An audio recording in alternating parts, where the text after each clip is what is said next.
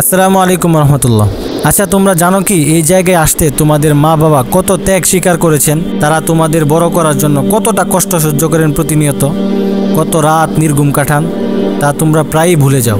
বাবা মায়ের সব আশা ও স্বপ্ন তোমাদের উপরই নির্ভর করছে। তাদের সব ইচ্ছা, সব ভালোবাসা তোমাদের জন্যই।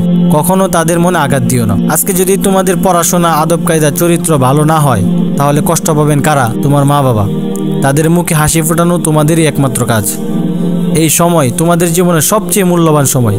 এই সময়টা যদি নষ্ট করো, তাহলে পরে আফসোস ছাড়া আর কিছুই করার থাকবে না। আজকে যেটা হাসির ছলে কাটাও, কাল সেটাই জীবনে শূন্যতা সৃষ্টি করবে। সময় চলে গেলে আর ফিরে আসে না।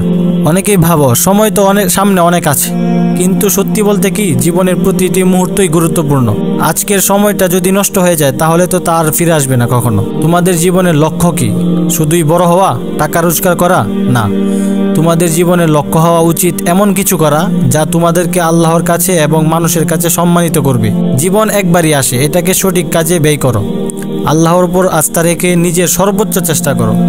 অনেক কঠিন পরিস্থিতি আসবে জীবনে, কিন্তু সেই পরিস্থিতিতে আল্লাহকে স্মরণ করো এবং তার উপর ভরসা রাখো। ভালো মানুষ হওয়া, শিক্ষিত হওয়া, চরিত্রবান হওয়া, এগুলো শুধু তোমার নয়, তোমার পরিবারেরও ইজ্জত ও সম্মানের বিষয়। আজ তোমার কারণে তোমার পরিবার গর্বিত হলে তাদের চেয়ে সুখী আর কেউ থাকবে না। ভুল করো না, ভুল হবে, কিন্তু সেটা থেকে শিক্ষা নিতে হবে। আজ তোমাদের জীবন যেখানে আছে সেটাকে সুন্দরভাবে সাজানোর দায়িত্ব তোমাদেরই। তোমাদের আজকের সিদ্ধান্তই তোমাদের ভবিষ্যৎ নির্ধারণ করবে। জীবনে কেবল বড় ডিগ্রি বা বড় চাকরি সফলতা নয়, প্রকৃত সফলতা হলো একজন ভালো মানুষ হয়ে আল্লাহকে রাজি খুশি করা, পরিবারকে সম্মানিত করা এবং মানুষের কল্যাণে কাজ করা। আজ তোমরা যা কিছু শিখছো তার প্রতিটি মুহূর্ত তোমাদের জীবনে মূল্যবান। যখন আল্লাহর পথে চলবে, অন্যের জন্য ভালো কিছু করবে, তখনই তুমি প্রকৃত মানুষ। সফলতার মানে কখনো টাকা পয়সা নয়, বরং তোমার চরিত্রই তোমার সফলতা।